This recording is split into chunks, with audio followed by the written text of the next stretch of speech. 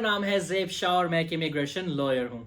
आज की इस वीडियो को बनाने का मकसद है कि आपकी रहनुमाई की जा सके फियोंसे वीज़ा के बारे में, मंगेतर वीज़ा के बारे में। मंगेतर वीज़ा यानी कि फियोंसे वीज़ा फैमिली वीज़ा की कैटेगरी में आता है और ये एक शॉर्ट टर्म वीज़ा है जो अलाउ करता है कपल को अपनी शादी यूके में करना और उसके बाद एप्लीकेंट को वापस जाए बगैर यूके में ही स्पाउस वीज़ा एप्लीकेशन को सबमिट करने का मौका देता है। फियोंसे वीज़ा दरअसल एक 6 माह का वीज़ा है और इस वीज़े का मकसद ये है कि दो लोग जो आपस में इंगेज हो चुके हैं उनको बरतानिया में आकर शादी करने का मौका फराहम किया जाए और उसके बाद वो यहाँ पर ही सेटल हो जाएं, बजाय इसके कि उनको अपने मुल्क वापस जाना पड़े स्पाउस वीज़ा अप्लाई करने के लिए। इस तरह मैंने बहुत सारे केसेस देखे हैं जहाँ पे बड़ी फैमिलीज होती हैं, वो दूसरे मुल्क में नहीं जा सकती शादी अटेंड करने के लिए। क्लोज रिश्तेदार होते हैं, बहन भाई होते हैं, माँ बाप होते हैं, मसरूफियत के बाइस, तो वो इस तरह का कुछ अरेंजमेंट कर लेते हैं कि क्यों ना मंगनी कर ली जाए दूसरे मुल्क में बाहर और शादी का जो फंक्शन है वो बरतानिया में किया जाए। तो उसके लिए ये वीज़ा ज़बरदस्त है क्योंकि आप बरतानिया में आ सकते हैं 6 महीने के लिए अपनी मंगनी के बाद और फिर आप यहीं पे रिहाइश पजीर हो सकते हैं स्पाउस वीज़ा अप्लाई करने के बाद।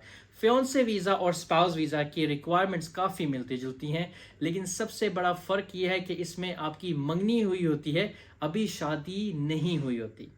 इसलिए अगर आपकी मंगनी किसी ऐसे शख्स या लेडी से हो गई है जो बरतानिया में या तो ILR रखते हैं या ब्रिटिश सिटीजन हैं, तो आप ये वीज़ा अप्लाई कर सकते हैं। डिपेंड करता है कि आपकी नेशनैलिटी क्या है। हो सकता है आपको इंग्लिश लैंग्वेज टेस्ट A1 करना पड़े और हो सकता है कि आप इससे एग्जेम्प्ट हो। ये भी याद रखिए कि फियोंसे वीज़ा की भी फाइनेंशियल रिक्वायरमेंट है और फाइनेंशियल रिक्वायरमेंट वही है जो स्पाउस वीज़ा की है। 18,600 पर एनम की इनकम। जो स्पॉन्सर है ये इनकम उसने शो करनी है जो बरतानिया में रिहाइश पजीर है और ये इनकम अपनी employment, self employment, cash savings, other savings, for example income from savings और income from rental etc, इसको भी इस कैटेगरी में शामिल किया जा सकता है। अब एक जो सवाल काफ़ी ज़्यादा नज़र से गुजरता है फियोंसे वीज़ा के बारे में वो ये होता है कि क्या अगर कपल की मुलाकात नहीं हुई और बड़ों ने उनका रिश्ता कर दिया है और वो चाहते हैं कि ये दो लोग शादी करें, तो क्या वो भी फियोंसे वीज़ा अप्लाई कर सकते हैं? तो उसका जवाब है कि सैडली नहीं। आपका एक दूसरे से मिलना बहुत ज़रूरी है क्योंकि यूके गवर्नमेंट जो है वो फोर्स मैरिजेस के खिलाफ काफ़ी क्रैक डाउन कर रही होती है और उनके लिए ये डिफ्रेंशिएट करना बहुत मुश्किल हो जाता है कि क्या ये एक शादी फोर्स मैरिज है या कपल की मर्जी से हो रही है, ताकि बाद में किसी तरह की तकलीफ दोनों में से किसी को भी उठानी ना पड़े। इसलिए आपका मिलना बहुत ज़रूरी है। अगर आपका स्पॉन्सर जो है वो आपको मिलने आ गए एप्लीकेंट को, एप्लीकेंट वो है जो कि वीज़ा अप्लाई कर रहे हैं, तो ज़बरदस्त कुछ तस्वीरें ज़रूर साथ ले लीजिए। और अगर किसी वजह से वो नहीं आ पा रहे, आप यहाँ आ जाते हैं या किसी थर्ड कंट्री में चले जाते हैं। बहुत सारे कपल्स जो हैं वो दुबई वगैरह में घूमने चले जाते हैं फैमिलीज़ के साथ और वहाँ पे तस्वीरें बना लेते हैं, तो वो भी आपकी एप्लीकेशन में जो है काम आएंगी।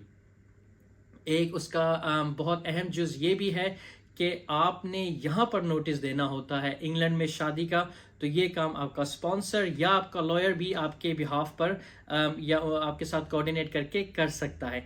एक दफ़ा आपने यहाँ पे नोटिस दे दिया शादी का, उसके मुताबिक आप अपनी डॉक्यूमेंटेशन रेडी कीजिए। रिलेशनशिप रिक्वायरमेंट हो गई, फाइनेंशियल रिक्वायरमेंट हो गई, इंग्लिश लैंग्वेज रिक्वायरमेंट हो गई, TB टेस्ट रिक्वायरमेंट। अगर आप ऐसे मुल्क से आ रहे हैं जहाँ पे TB टेस्ट करना ज़रूरी है तो आप वो भी मुकम्मल करके अपना सर्टिफिकेट ज़रूर इंक्लूड कर दीजिए। और परेशान मत हो कि अगर सर्टिफिकेट जो है वो सिर्फ 6 महीने के लिए वैलिड है और आपकी एप्लीकेशन को जो है वो प्रोसेस में गए हुए और प्रोसेस होते हुए 6 माह से ज़्यादा का अरसा लग जाए। आपने एज लॉन्ग एज आपका सर्टिफिकेट वैलिड था जब आपने एप्लीकेशन सबमिट की थी, देन यूर फाइन। इसके अलावा आपने अकोमोडेशन रिक्वायरमेंट भी मीट करनी होती है। जो आपके स्पॉन्सर हैं अगर वो अपना घर ओन करते हैं तो उसके मुताबिक पेपर वर्क प्रोवाइड करेंगे, और अगर आपके स्पॉन्सर अपनी फैमिली के साथ रहते हैं या रेंटल पे रहते हैं तो वो उसके मुताबिक अपने कागजात मुहैया करेंगे। ये होम ऑफिस को डेमोन्स्ट्रेट करने के लिए कि मेरी मंगेतर या मेरा मंगेतर जो कि बरतानिया में आएगा उसके रहने के लिए इनफ जगह है। और इन चीज़ों के साथ आप ये एप्लीकेशन ऑनलाइन जमा करवा सकते हैं। जितनी भी डॉक्यूमेंटेशन है वो सब भी आजकल ऑनलाइन जमा होती है। यानी कि बरतानिया में रिहाइश रखते हुए आपके स्पॉन्सर को कोई कागज़ आपको बाय पोस्ट भेजने की ज़रूरत नहीं, ना ही आपको कोई कागज़ अब जो है वो बाय पोस्ट यहाँ भेजने की ज़रूरत है या वीज़ा सेंटर ले जाने की ज़रूरत है। आप ये सब चीज़ें ऑनलाइन खुद भी अपलोड कर सकते हैं, और जिन लोगों के पास लॉयर्स होते हैं वो उनके बिहाफ पे ये डॉक्यूमेंटेशन ऑनलाइन पोर्टल में अपलोड कर देते हैं। होम ऑफिस के पास आजकल काफ़ी एडवांस टेक्नोलॉजी है और उनके पास बहुत सारी एक्सेस है। उनको यूज़ करते हुए वो हर चीज़ को ईजिली ऑनलाइन वेरीफाई कर लेते हैं और सब कुछ मुकम्मल होने की सूरत में आपका वीज़ा ग्रांट कर दिया जाता है। प्रोसेसिंग टाइम के बारे में मैं आपको बताना चाहता हूँ इस वीज़े के बारे में। ये वीज़ा क्योंकि फैमिली वीज़ा कैटेगरी में आता है और सेटलमेंट की तरफ लीड करता है, तो इसका कम व बेश टाइम 3 से 4 माह अमूमन लग जाते हैं। Home office up to 6 months भी ले सकता है इस वीज़ा को प्रोसेस करने में, अगर उन्होंने कोई एडिशनल चेक्स वगैरह करने हों। लेकिन आपके पास एक ऑप्शन बहुत अच्छा मौजूद है, वो है सुपर प्रायोरिटी सर्विस या प्रायोरिटी सर्विस। आप उसको अवेल करते हुए अपना वीज़ा कुछ ही हफ्तों में हासिल कर सकते हैं।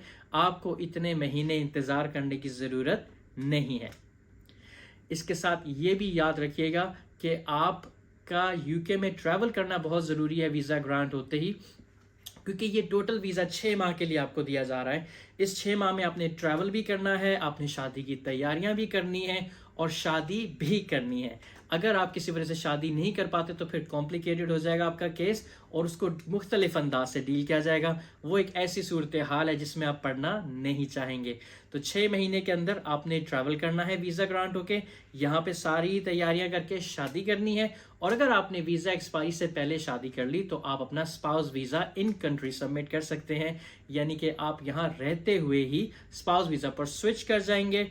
आपको बरतानिया से वापस जाने की कोई ज़रूरत पेश नहीं आएगी।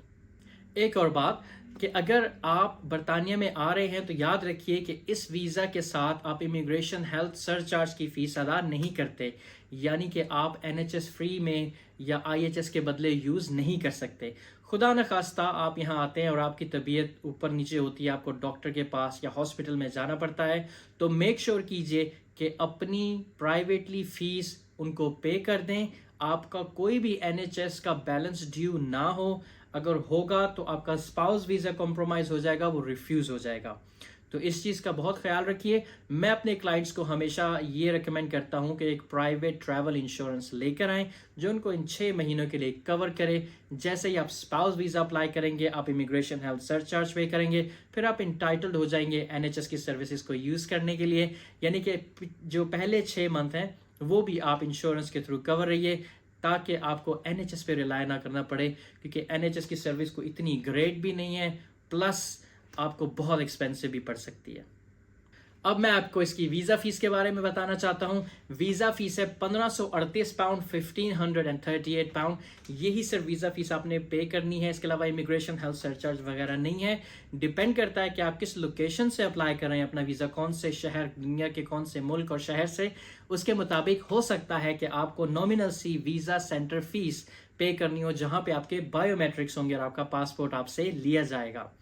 और इस बात का भी ख्याल रखें कि ये फ़ीस जो है, कि अगर आप यूके से बाहर ही इस वीज़ा को अप्लाई कर सकते हैं तो ये फ़ीस मोस्ट लाइकली या तो USD में ली जाएगी, US डॉलर्स में, या फिर आपकी कंट्री ऑफ रेजिडेंस अगर आप इंडिया, पाकिस्तान, बांग्लादेश वगैरह में रहते हैं तो ये फ़ीस लोकल करेंसी में ली जाएगी ऑनलाइन, लेकिन ली जाएगी लोकल करेंसी में। जिसका मतलब है कि आपका स्पॉन्सर जो कि बरतानिया में रिहाइश मुकीम है, वो जब ब्रिटिश पाउंड में पे करेंगे तो आपका एक्स्ट्रा जो है ना एक्सपेंस आ जाएगा, बैंक चार्जेस और करेंसी कन्वर्जन वगैरह। तो इस चीज़ को मद्देनज़र रखते हुए मेरा मशवरा ये है कि आप 300-400 पाउंड इजाफी अपने अकाउंट में रखें, ताकि फ़ीस अदा करते वक्त पैसे कम ना पड़ें।